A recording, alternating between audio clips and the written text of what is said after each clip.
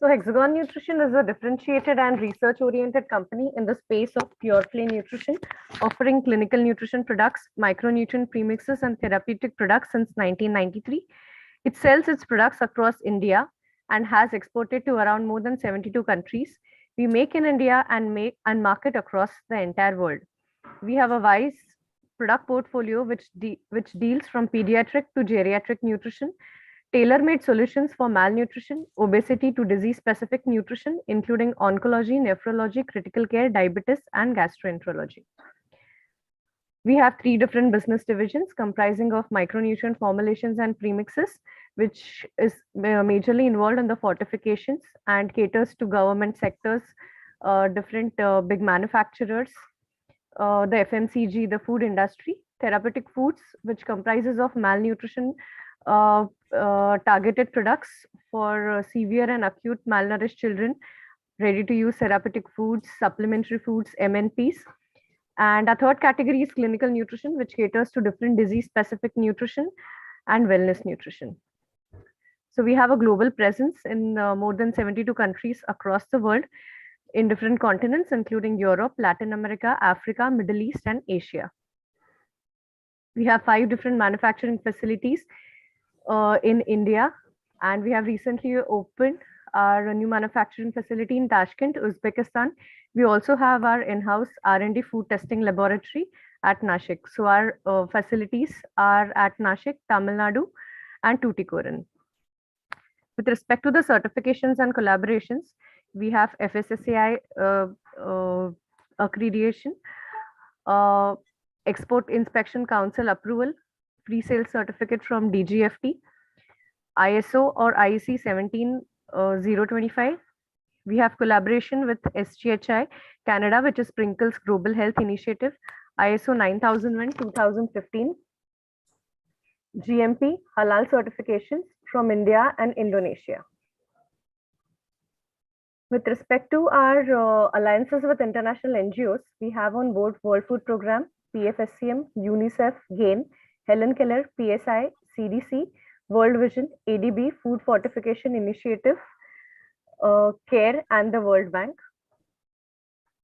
And with respect to our unique proposition for our brands, so protein quality is equally important as protein quality. That is what I believe, because quality determines more absorption, digestion, and utilization in the body. So 100% whey protein is our unique proposition because it has the highest biological value of 104. It is a fast protein because it's digested and absorbed faster in the body, high leucine content, high cysteine content, bioactive compounds, and it has a PDCA score of 1. So it's a complete protein. We have a 360-degree presence in hospitals, wellness, as well as e-commerce. This is with respect to the hospital connect all across India. So in the eastern, western, northern, and southern regions, this is about our presence. We have already seen our presence across 72 countries across the world. We are also present on major e-commerce platforms in India, including Amazon, Flipkart, 1mg, NetMeds, Apollo, Pharmacy, Healthcart, Snapdeal, etc.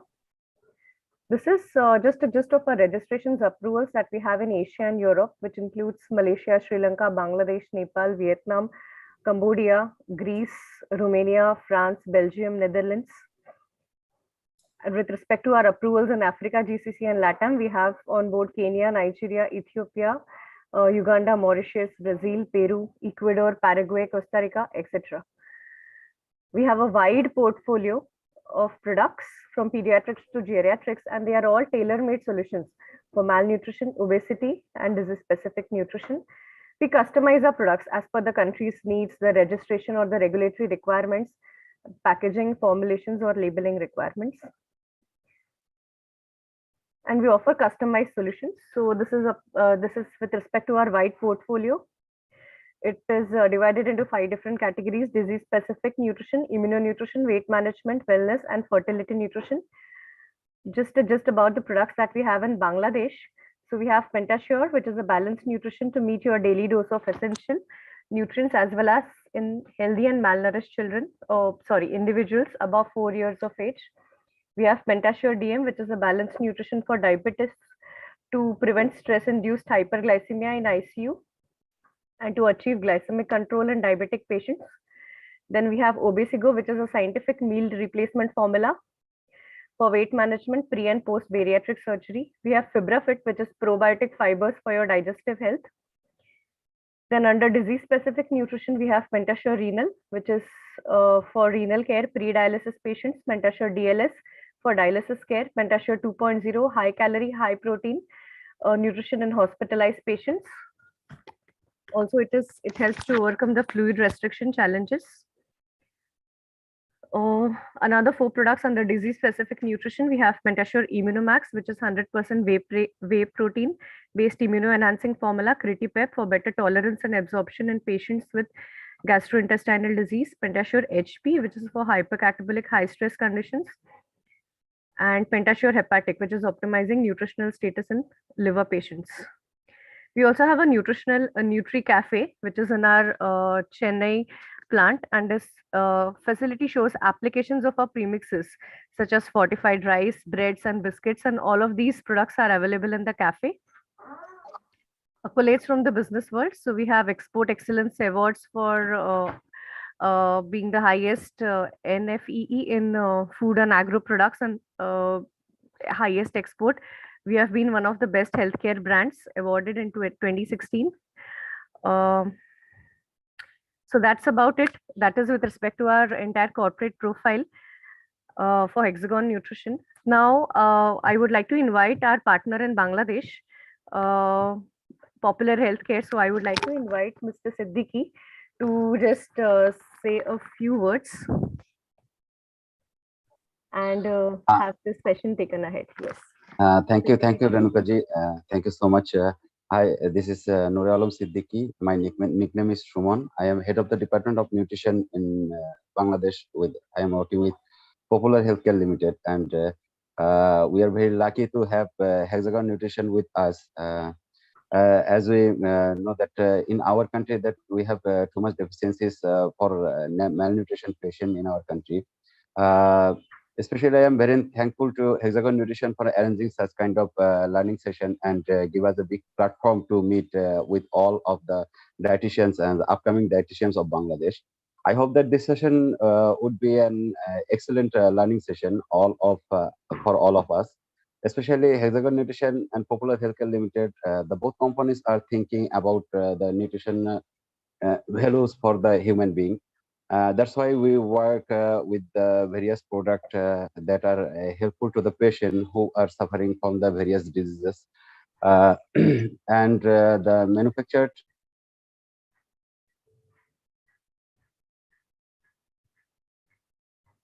on all product you are using a whey protein that are with a good biological value to the patient.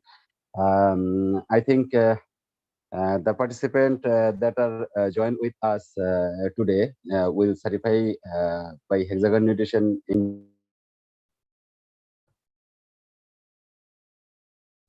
email and বাংলাদেশে আপনারা যারা join করেছেন আমি তাদের উদ্দেশ্যে বাংলায় কিছু বলি যে আপনারা যারা জয়েন করছেন এই মিটিং এ ওয়েবিনার আমরা চেষ্টা করব যে প্রতি 4 মাস অথবা 6 মাস পর পর আমরা এরকম একটা মিটিং সেশন একটা ওয়েবিনার সেশন দেওয়ার জন্য আশা করব যে আপনাদের যে কোনো কোয়েরিজ থাকুক যে কোনো কোশ্চেন থাকুক সেগুলো আপনারা এখানে চ্যাট একটা অপশন আছে সেই অপশনের মাধ্যমে আপনারা করতে পারবেন wish you all the best.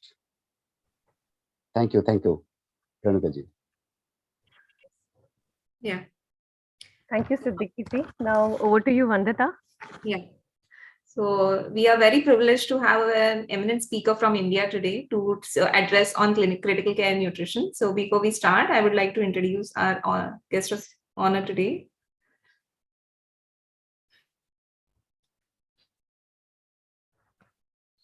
So first of all, thank you, ma'am, for accepting our invite and being here today. So we have with us here today Dr. Daphne TK. She's a Chief Clinical Dietitian of Apollo Main Hospital Cluster 1, Chennai.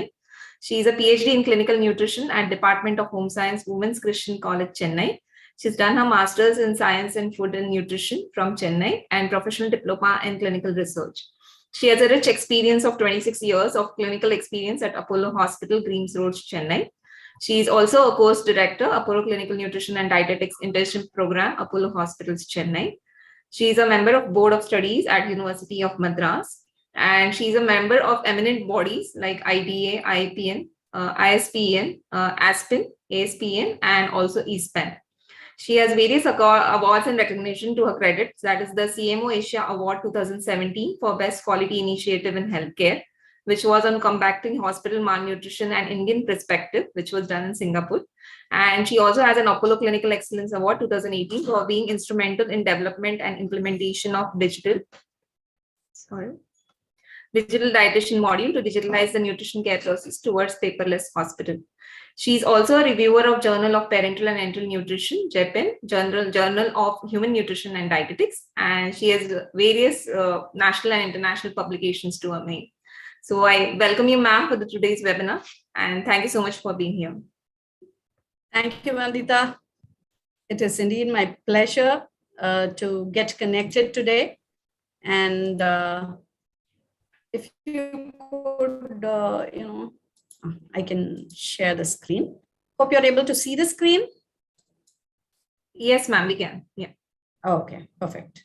So it's indeed my pleasure to be connected with Bangladesh today. I think this is the first time I'm getting connected and really happy to, talk to you all regarding monitoring goals and adequacy of nutrition in ICU. And let's move on. Before we start on the topic, I would like to speak about my journey. As Vandita said, I have experience of 26 years. So I started my journey in the year 1996 when I finished my post-graduation from WCC. And now it is 22. We are completing 2022. So how did this journey, how was it for me? It was a very, very hard journey, but I have reached where I wanted to reach, but without perseverance, passion, and perspective, this journey wouldn't have taken me to where I am today. So I want the young dietitians who are listening to me to become really passionate about the, journey that you have started in nutrition, and only with perseverance of what you want to achieve, you will be able to reach a position what you want. And always aim high, and perspective change, perspective about dietitian is very, very different. Many people think you are a counselor. Some people think that you are connected only with the kitchen. Some people think that, you are a teacher. Your patient might think like that because you're drilling down some information into their head. So the perspective of people might be very different, but what is your perspective? What are you looking, at yourself? You will achieve that position very soon. So the talk points of today are feeding the critically ill, when to feed, what to feed, how to feed. Only when you understand all this, you will be able to monitor. So look at the goals, where you need to achieve, what you need to achieve for your patient, use and choice of enteral formulas in different indications in ICU, prevalence, mechanism, and consequences of GI dysfunction. That is pretty common. That is one of the main aspects that we need to monitor on a regular basis, and monitoring the adequacy. How can we cope up? So as all of you know that malnutrition is pretty common in critical illness. The prevalence ranges from 38 to 78%. In general, if you take at least 50% of the patient who walks into your ICU will be malnourished when they are in to your ICU. But when they get out of ICU, I would say another 2/3 would have become malnourished during the course of the illness. That is related to catabolic stress. And catabolic stress leads to, all these complications like immune defense, so gets affected. So they become septic, multi-organ failure is common, and their muscle strength is lost. Muscles are totally used for energy if you don't feed them well. So that can lead to pneumonia, respiratory problems, And in surgical cases, wound healing is a problem for them. And all of these can lead to longer length of stay and increased morbidity and mortality. And we do find that 50, malnourished patients have double mortality compared to well-nourished patients. If it is 1 here, it is 2 when you are malnourished. So that is why there's a lot of importance given to loss of muscle mass. This person, if you are is an inspiration by himself, because he has undergone nearly 28 surgeries, and this was way back in 2014. So pre-illness, see how he was, and post-ICU, see the state how he was after 1 month. So that is what happens to our patients also. There is a drastic change in the muscle, because muscles are used for energy when adequate nutrition is not possible in ICUs. So muscle mass lost in ICU is about 1 kg per day. Can you believe it? But it is fact of life. If a patient stays with you in ICU for 20 days, he loses about 20 kgs of lean body mass. And do you think all patients that we handle are the same? They are not equal. One is not equal to two, because they can be lean, they can be obese, their sickness, can be variant. It is a heterogeneous group that we handle. So what does guideline tell us about how to handle these patients? This is one of a review that I went through in JPIN. This was published just few months back. It is a systemic review on the agreement between clinical practice guidelines regarding the steps of nutrition care process in adult patients in critical care. So I found this really interesting and easy to, adapt. As a patient gets admitted, the first thing that we think of is screening the patient, right? Nutrition screening is the first step. And how do you go about? Using modified Nutrix score. That's what they recommend, or NRS 2002. So any of the validated screening tool is suffice, because as dietitians, it is tough to use Nutrix score. If the doctor does it, it is perfectly okay. Next step is your nutrition assessment. Globally, people use SGA for assessing malnutrition, and the components being their intake, the history of nutrition, prior 6 months, weight loss, decreased physical performance, physical examination. If it is possible for us to do body composition, muscle strength, you're welcome to do it. And once you feel they are malnourished, obviously, whether they are malnourished or well-nourished, your interventions should start. All the more important if they are malnourished. So intervention perspective, energy, as you all know, the gold standard is indirect calorimetry. Indirect calorimetry, how many of us will be able to use it? It is very, very tough because it is expensive. It is a bit time consuming. I won't say, those days, maybe it was longer, but now 15 to 20 minutes per patient. But I can tell you, we had tried this on in our unit, and I can tell you it is feasible to do by a dietitian. Me and my colleague could do it for our patients. We did 30, 40 patients, and we found that 15, 20 minutes, we were able to accurately measure the patient's energy requirement. But you can ask me whether I found any change between the weight-based equation.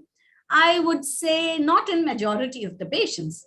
If somebody was severely malnourished, obviously our calculations were wrong, the weight-based calculations, compared to what was really measured. Same way, morbidly obese patients had a different energy requirement compared to what we calculate with weight-based equation. And as we all know, protein above 1.2, which route to start as early as 24 to 48 hours, start through the gastric route. Early PN when EN is not feasible for at least 3 to 7 days, not before that. And what formula to use. And finally, about monitoring. Yes, all these components we will spend few more minutes to go through. The route of feeding, always EN weighs better than PN because your gut is made to be functional. Gut is functioning, you lose the gut. Otherwise, you lose the gut, right? So, then has to be the first thing. Enteral feeding is not. The first condition is hemodynamic instability, active resuscitation. Then you feel you have to hold the enteral feeding. Next, once they are stabilized, then you can start. So escalating doses of multiple vasopressors, then you have to hold enteral feeding. Only when the vasopressor dosages are stabilized and it is tapering, then you can start enteral feeding. Symptoms of GI intolerance, just to rule out ischemia. If in case, doctors suspect ischemia, then they withhold enteral feeding, think of parenteral, otherwise no. Unexplained hemodynamic worsening, raising lactate levels, then they hold enteral to rule out ischemia again. And pneumatosis, that's nothing but bloating with a lot of gases, then doctors might hold it for some time and restart at a very lower pace. So what does guideline tell us? Guideline also tells us very same pointers, 24 to 48, as early as that you can start. And even in case of ARDS or acute lung injury, you can start trickle or trophic feeding. And what kind of feeding is advocated? Is it bolus or continuous feeding? Bolus causes increased risk of aspiration. So in critical care unit, it is advisable to follow continuous feeding only. So that is what ESPEN also recommends. ASPEN also recommends the same thing. So, and it is a pro. In fact, you do see, mega analysis proving that continuous enteral feeding is favored compared to bolus feeding. That is because in critically ill patients, bolus feeding might increase gastric volume and superior mesenteric artery blood volume also. And this is a sum up of 2022 ASPEN guidelines. As per ASPEN, what do we find? Enteral feeding with an energy target of 12 to 25 calories and protein of as high as 2 grams per kg body weight. So when we talk about energy intake through parenteral versus enteral, similar energy provided as through parenteral during early critical illness is not superior to enteral. So enteral feeding is low cost, so it is obviously favored compared to parenteral. So when do you think we should give supplemental parenteral nutrition? Only when you are not able to achieve targets beyond 7 days. Think of supplementing with parenteral nutrition. Otherwise, it is not necessary. What kind of oil can be used in parenteral? Both the multiple combination of oil or soybean is fine. That's what guidelines tell us. Use a combination that's any day safer.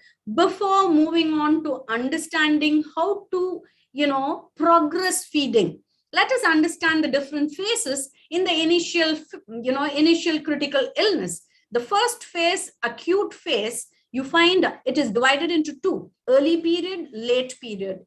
Early period is the first 2 days. Early period is defined by metabolic instability and severe increase in catabolism. And acute phase you have the late period, which is the 3 to 7 days, which is defined by significant muscle wasting and stabilization of metabolic disturbances. Only after the 7th day, the body goes into anabolism, wherein rehabilitation sets in, and we call it the chronic phase. So how do we handle feeding during the early phase? The first 2 to 3 days. This was also published just a few months back. This is from the same paper, 15 to 20 calories. So do not overfeed in the initial phase. 15 to 20 calories is suffice for first 3 days. Then you progress to 20 to 25 calories between 4 to 7 days.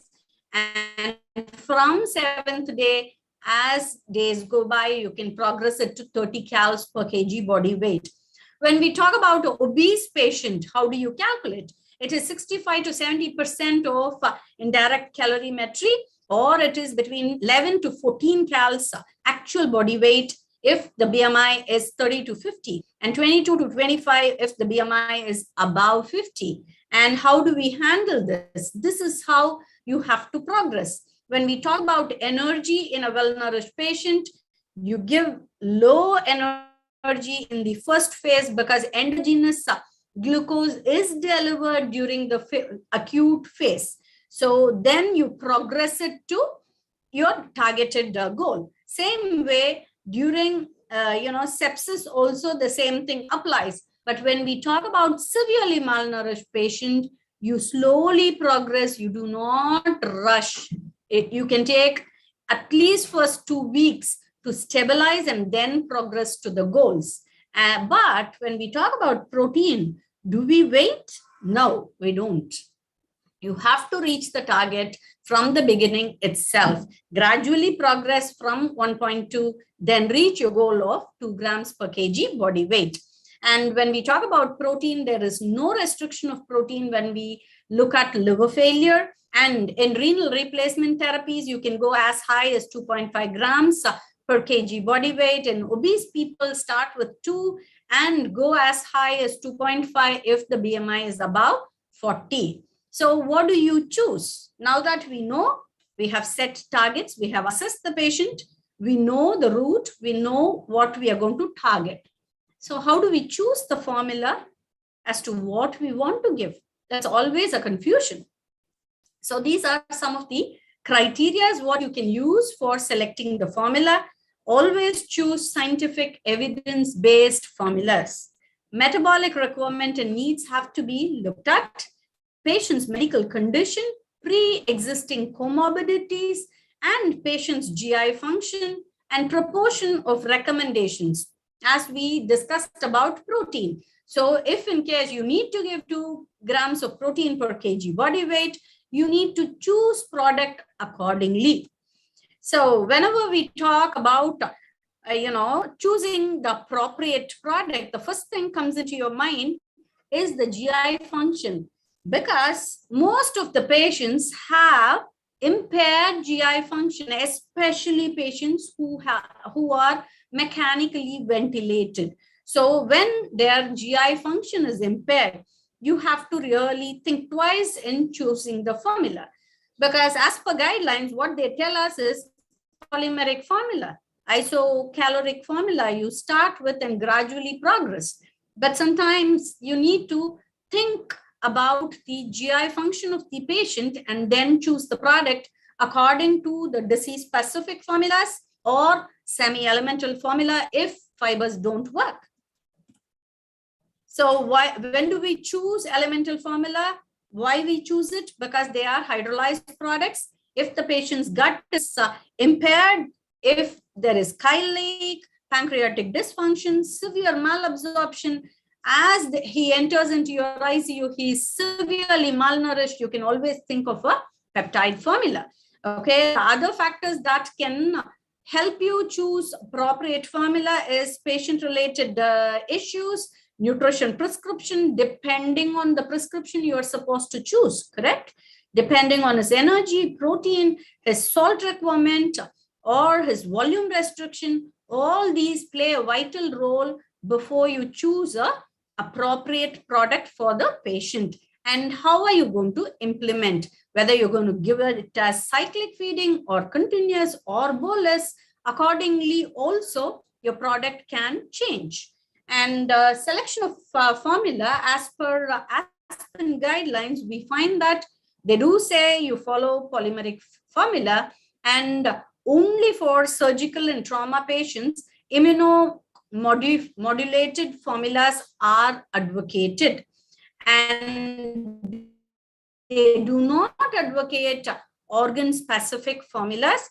But in my experience, I can tell you, hepatic formulas, which are rich in branched-chain amino acids, we do use in patients who are encephalopathic. So at least in the first 1 to 3 grades, if you use, the reversal becomes faster. Once it is reversed, then you can start on normal polymeric formula. And disease-specific patients or disease-specific severe fluid-restricted cases, you need to be very, very specific in choosing products which are high calorie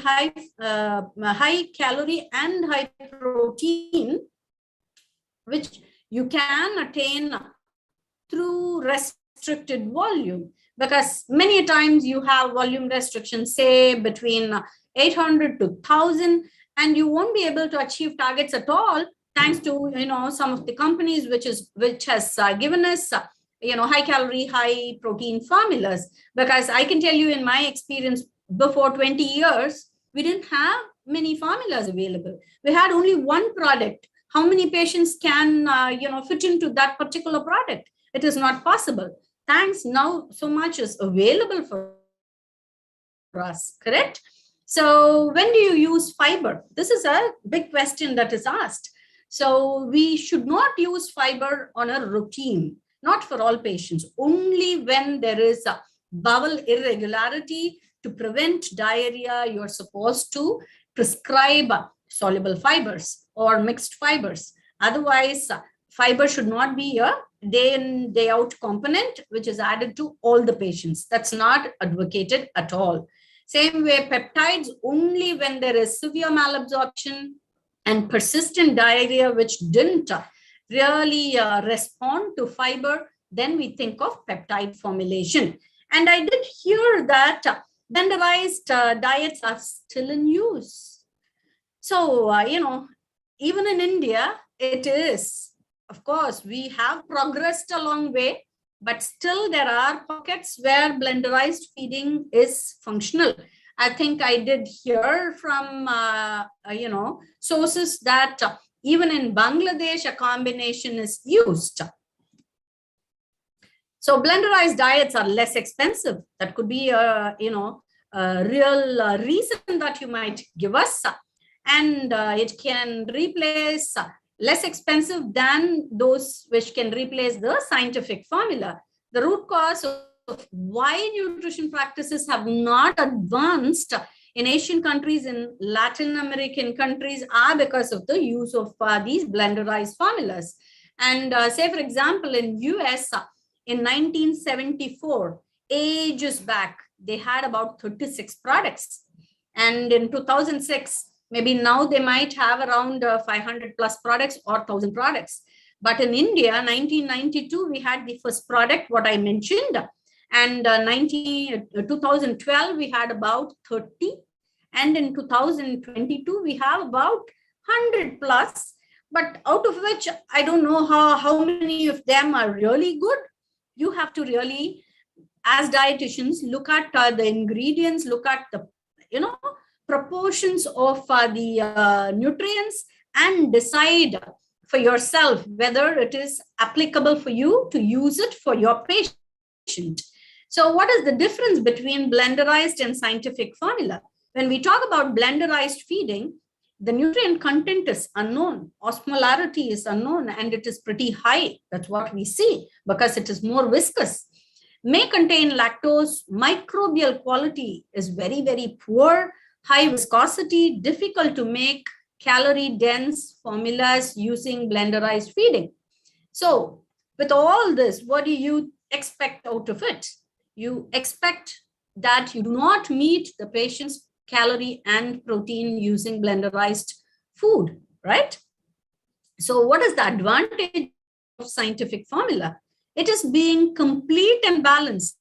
Whatever they speak, they put forth in the nutrition recommendation or the information that is given in the tin. And low to moderate osmolarity, lactose and gluten-free, commercially sterile, and excellent tube flow, because every product that comes out from a good brand is being tested properly. They do have R&D which does all these, right? And calorie dense formulas are available. Otherwise it is very, very tough to meet the calorie and protein of our patients. So disadvantages when we talk about unpredictable nutrient content, more likely to under-deliver nutrients. You won't be able to meet even 25 to 50% of the requirement, and significant day-to-day variation, and deficient in some of the vitamins, deficient in some of the trace elements also. So variable and high viscosity requiring large bore tubes. So patients become very, very uncomfortable with a large bore tube. You should understand it is a tube which is put through the nose. Obviously, they find it very difficult. So source of contamination, handling technique is a problem, unsanitary equipments, unsterile ingredients, improper storage, and they don't abide by manufacturers' guidelines, longer hang time, formula manipulations. So these are things that we should have in mind whenever we prepare enteral feeding for the patients. And bacterial contamination is very, very high. So make sure hand wash is really given top priority. So how do you think contamination takes place? Contaminated formulas are the primary source of diarrhea for the patients. Blenders used for reconstituting or preparing feeds is a main source of bacterial contamination, and poor outcomes are related to contaminated tube feed, especially diarrhea, GI columnation, pneumonia, infection, prolonged length of stay, and mortality. So many times we do find people justifying cost as a factor when we talk about kitchen feeding. I know I have used kitchen feeds at least 1.5 decades prior, more than 1.5 decades prior. I know the process very well, how difficult it is to achieve targets in patients who are, having fluid restriction and preparation, hang time, number of incidents of diarrhea, all those are pretty high. When you compare the overall process, manpower, space for preparation, ingredient cost, and logistics, everything put together, if you see, we do have studies proving that scientific formulas are any day better off for a better outcome compared to kitchen feeds.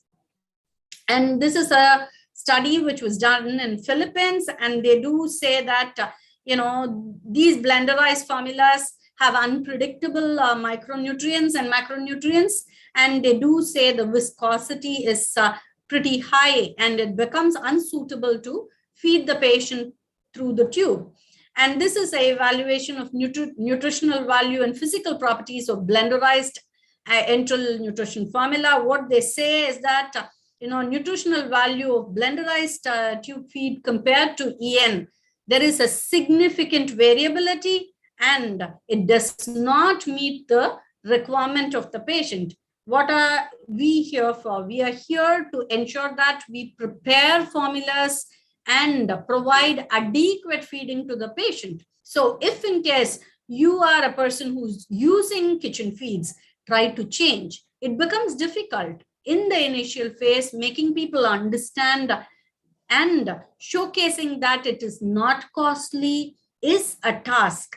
But we have undergone all those, and we could establish ourselves very well. So why can't you? You can also do it. Our journey was like this. Before 2003, milk-based blenderized tube feed through bolus feeding we used to give. 2003 to 2005, curd-based, lactose-free, curd-based blenderized tube feeding, and we were giving it in a bag, continuous feeding through pump.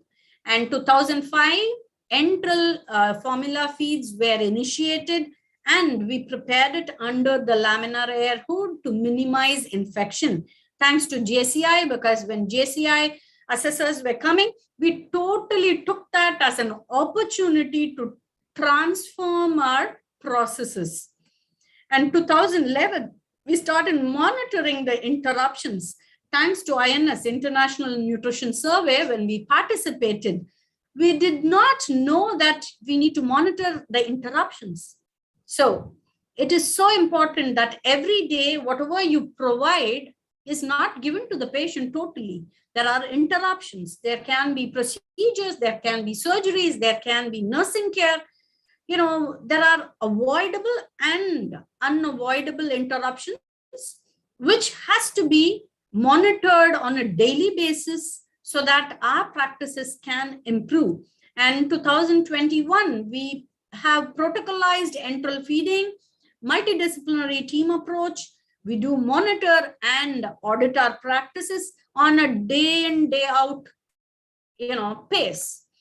So the best practices per se, whatever we adapted, scientific formula, continuous feeding, minimum interruptions, strict monitoring techniques, protocolized treatment plan, continuous audit of our practices. So we do prepare our feeds under laminar air hood. This is our protocol which we made when we participated in the INS, because till that time we didn't have a feeding protocol. And I should tell you and put it in record, we were globally number 5. Okay, so these helped us. So initiation of feeding, less than 48 hours, scientific formula, continuous feeding, 6 hours hang time, head end elevation, minimal interruption, and feeding medications through the feedee. This is what is feedee. Okay, so we don't put the medications into the bag. It is pushed through the feedee.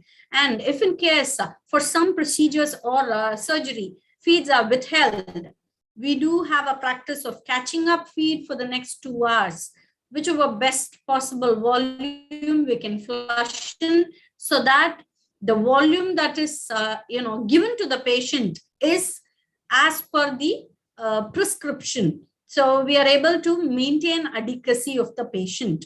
So let's move on to our topic, monitoring the enteral feed. It is so important for us to monitor because many patients have GI intolerances, and you do find 30 to 70% of them having that.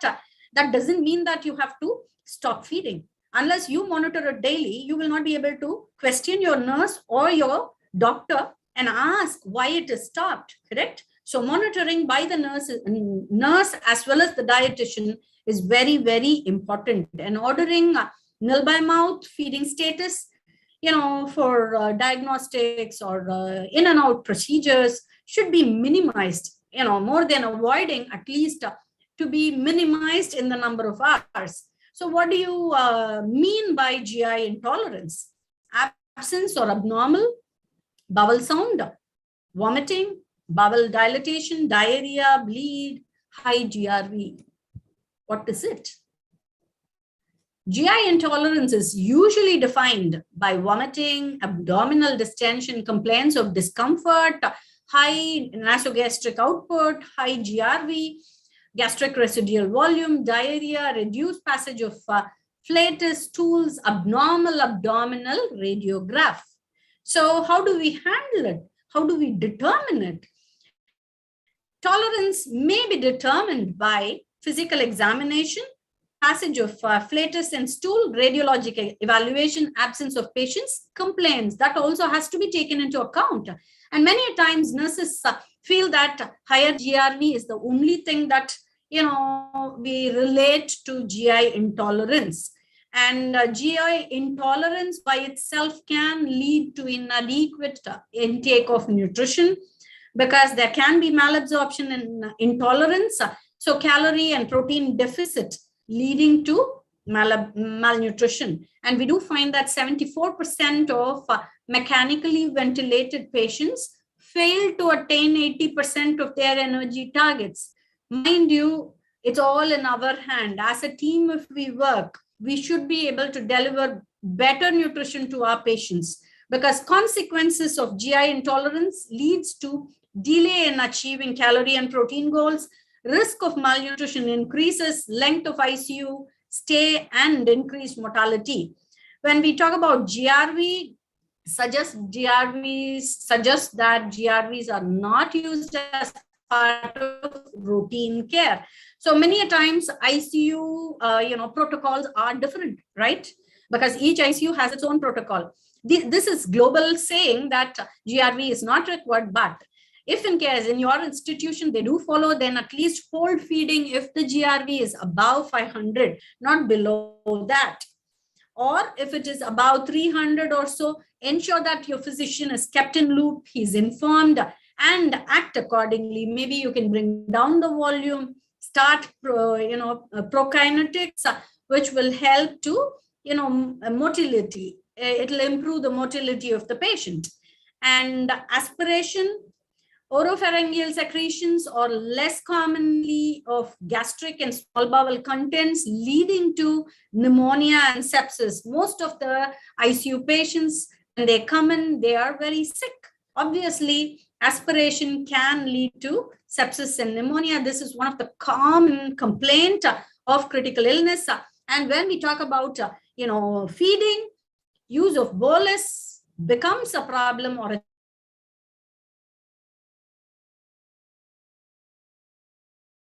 a challenge to increase the risk of aspiration, and so many other lists what is given here. So when we talk about GRV, that is one of the largest or the largest number which leads to feeding intolerance. That's what you see in this study, and we do find that the large GRV tops the list for interruption or intolerance. And what is the cutoff? Globally, they say 500, but as a whole, when you look at, it's about, it is varied from 150 to 500. It is individualistic, but I tell you, anything beyond 250 or 300, keep the doctor in loop so that he guides you individually per patient, okay? And if it is beyond 500, obviously, you need to act immediately, okay? So workup per se, head and elevation is important. Use of chlorhexidine mouthwash, post-pyloric feeding, continuous EN infusion brings down GRV, prokinetic agents like erythromycin, and use of food colors have to be avoided, okay? Many times they do say, hey, give some colored liquid so that when I aspirate and see, I will check whether that blue color is coming. No, that is absolutely not a right practice. It has to be avoided. And next important thing is diarrhea. About 64% of the critically ill patients have GI intolerance, and about 18% of them experience diarrhea. And diarrhea, the causes could be overuse of hyperosmotic drugs, use of broad spectrum antibiotics, which is very, very common. Because many times what happens, the first thing that they say is, hey, stop feeding because patient has continuous diarrhea. Can you stop the antibiotic? No, you can't, right? Same way, you cannot stop enteral feeding just because the patient has diarrhea, right? There are so many other causes. It could be Clostridium, it could be MRSA, it could be inflammatory bowel disease or anti-cancer agents which are used. And the risk factors being fever, hypothermia, presence of infection, malnutrition, hypoalbuminemia, sepsis, open feed container. Previously, the patient would have been on TPN, not fed for a long time. Suddenly you start feeding enterally, patient has diarrhea. So there are so many things that you have to look into.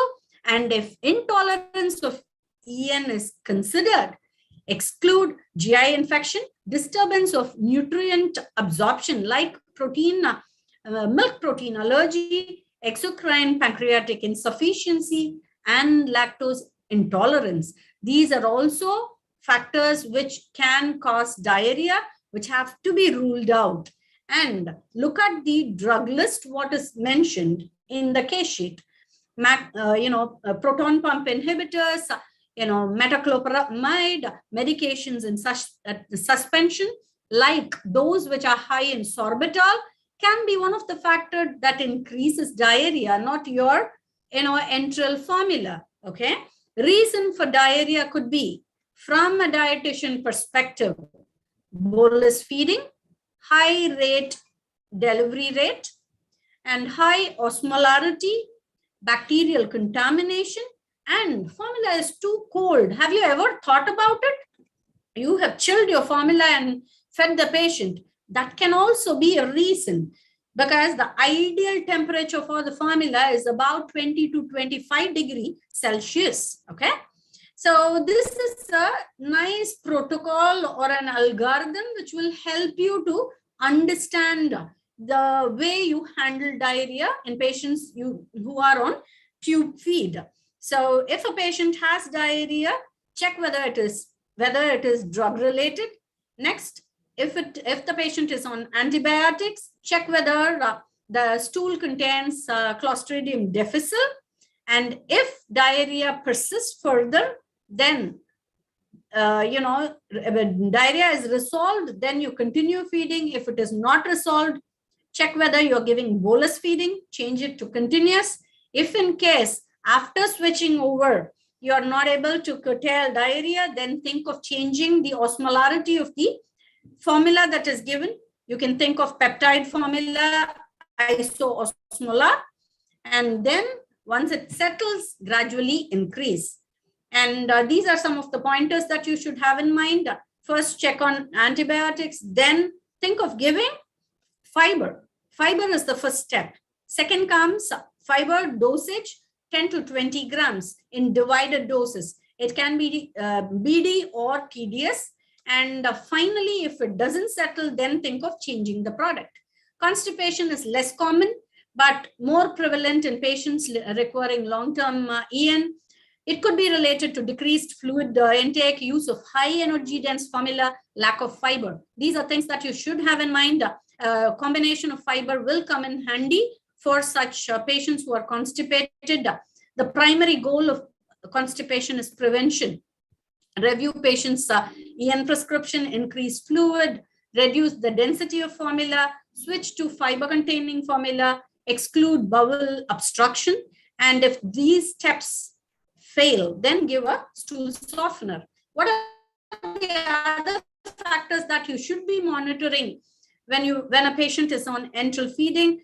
Nutritional and fluid administration on a daily basis, fluid balance, weight if it is feasible, otherwise at least weekly or every 15 days.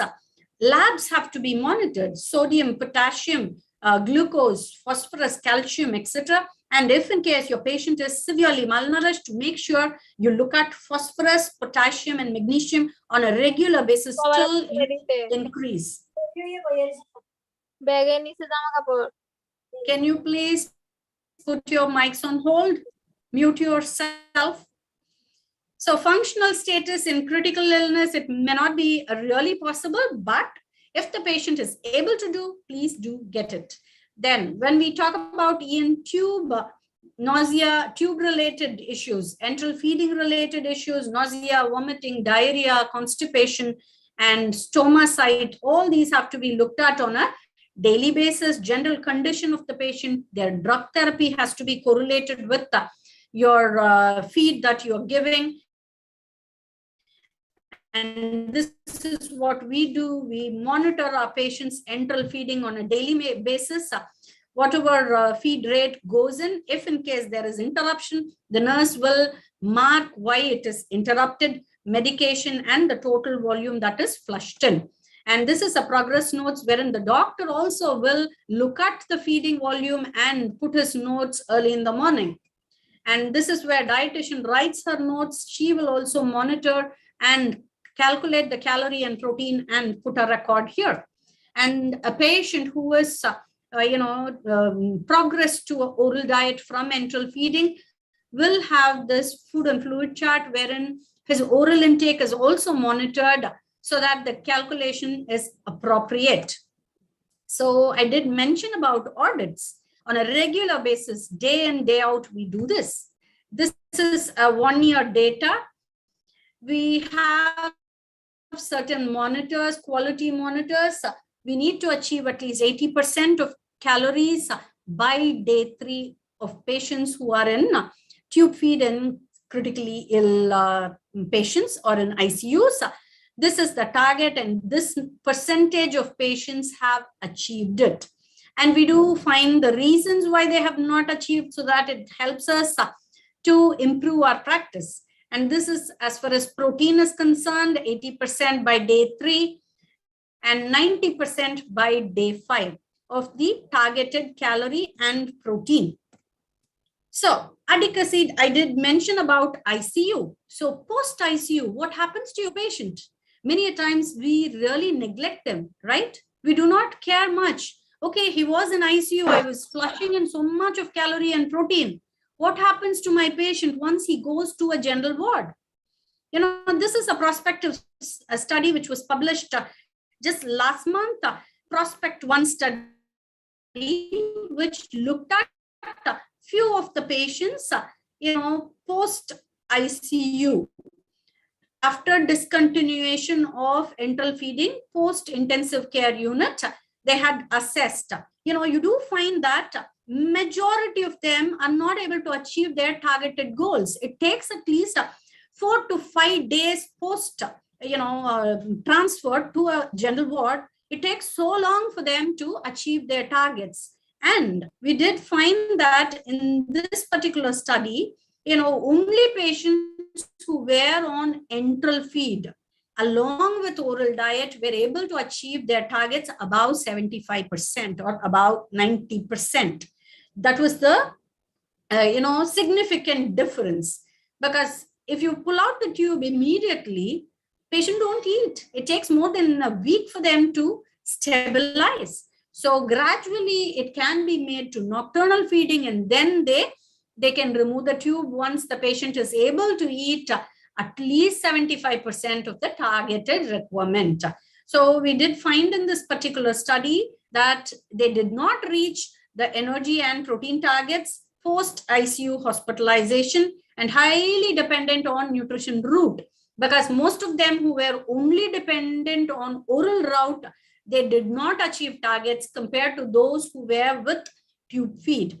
Patient needed an additional 6 days to increase their intake to meet protein target again. So such lacunae or deficit can be avoided if proper planning happens when they are shifted out of ICU. To conclude, medical nutrition therapy of critically ill patients remains a challenge, and ICU patients are a heterogeneous group, and a unique recommendation for every patient and situation cannot be suggested. So it is a clinical judgment of the multidisciplinary team, which involves the doctor, nurse, dietitian, therapist, all of them put together. It helps to, really make a difference to your patient. Each diagnosis, each period of time, early, post-resuscitation, stabilized or long stay, any concurrent complication must be taken into consideration, and current evidence strongly supports the use of scientific formula preparations in critically ill patient. Maybe during discharge, if it is a long-term patient, they cannot afford, then think of blenderized feeding, maybe a few of scientific formula, few blenderized feeding, so that the cost is not too heavy on them in a long-term process. Nevertheless, these guidelines, based on the best current knowledge and evidence, provide a set of nutritional recommendations in the most frequent clinical situations encountered in daily practice in the ICU. And all of us need to work together. It is a multidisciplinary, interprofessional approach which is required, because only when all of us come together, then the patient gets better and it improves their overall well-being. And this is our nutrition steering committee, wherein we have a group of doctors who are involved. And this group monitors our audits also. So it is not only clinicians, nurses, and pharmacists, operation team, and leadership team also comes into play in this nutrition steering committee. And our multidisciplinary team, which makes the difference, this is the team. Thank you for your patient listening. And this is an upcoming conference, AICNU 2023. It's going to be in Rajasthan, India, September 30th and October 1st. So block your dates. Thank you for your patient listening. I'll be happy to answer your questions. Thank you, ma'am. Thank you for an excellent presentation. As always, it was very clear, very practical and science-based with all the current evidences in the presentation you have covered. And I think it comes through all your experience, all the practical guidelines you've given. So we'll take a few questions. There are a few in the chat box. I'll just take it up. Yeah. The first question is on renal failure. So they've asked if patients with renal failure, JFR stage 2 or 3, and also have lean muscle mass problem. So in that situation, what kind of protein or how much protein can you suggest?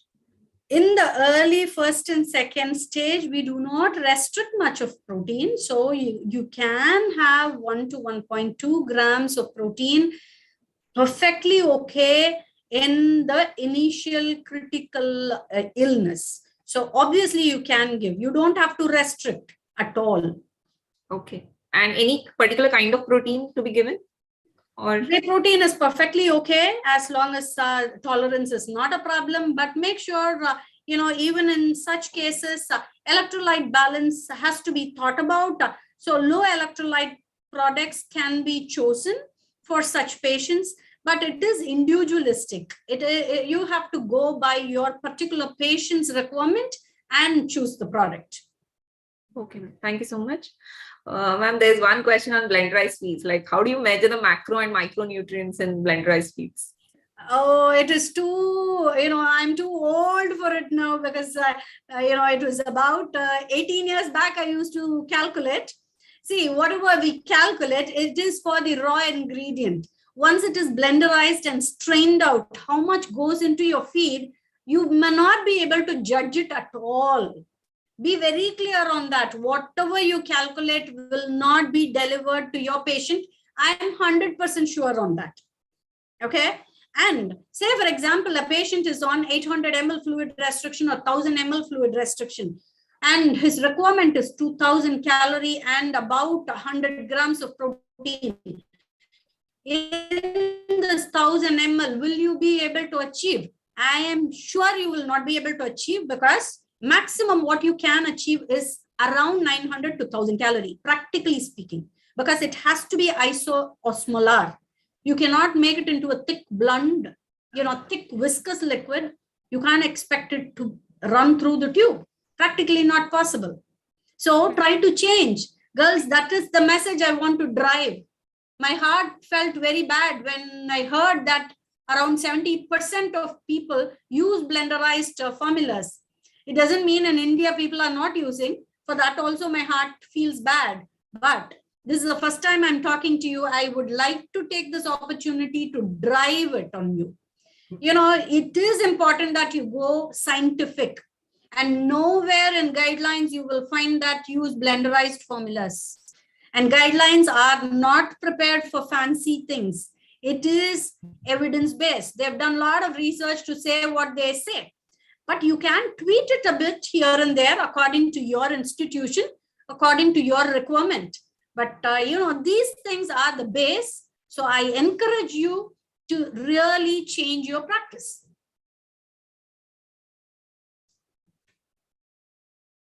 So there's one question. In our country, doctors think formula feeds cause diarrhea. So how could you help us convince them?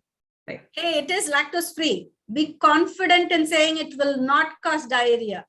It is the type of preparation that you do. Ensure that it is prepared in a separate area, which is hygienically maintained, sterile unit. Okay.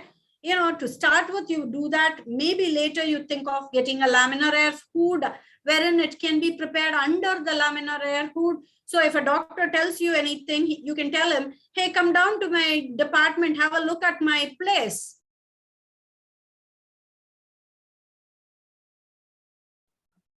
I do that. Till date, it happens. Some patients have not been related to you at all. So if you maintain your system well, you will be confident enough to say that this will not cause, and you can come and audit my department. That's how we work. We have infection control teams coming into the department, having a look if there are issues for a particular patient. If I can justify there is no issue in our system, they will keep quiet and go find other reasons where things have gone wrong. Right. So, ma'am, are there any research papers to help them out, or it's their own justification? Yes, of course, yeah. There are a lot of research papers available. Just Google it out, you will get it. Whatever I spelt out with regard to diarrhea, everything is available. If you want, I can send out papers to you. I have all the papers, whatever I spoke, I have downloaded all the papers with me. I can share it with Vandita. She can send it across to you. Sure. Because that really makes a difference. When you talk with evidence, doctors will not bother you. You cannot talk in the air. I talk my experience. That's because it's more than 25 years. We are running the show here, so I can talk with experience. But you have to talk with evidence, because I have established all those already. You're doing it now. You have to talk with evidence, papers, guidelines. Tell them this is what is expected, and change at least in few patients. Go by a small proportion. Say, for example, 10 to 15% of the population on tube feed, change it to scientific. See the progress. Do a study. You do a study in your place. Take 10 or 20 patients on blenderized feeding, 10 or 20 patients on scientific formula. Compare the length of stay. Compare the GI distress. Compare diarrhea, intolerances, GRV. All those you compare, and compare the outcome also. Even if it does not prove a big outcome related change, if the tolerance has improved, you are a winner, because outcome related thing, you require a bigger number. Right, ma'am. So, ma'am, one more thing, when we say nourishing the gut, any this thing with glutamine or branched-chain amino acids that help in nourishing the gut or the mucosal lining?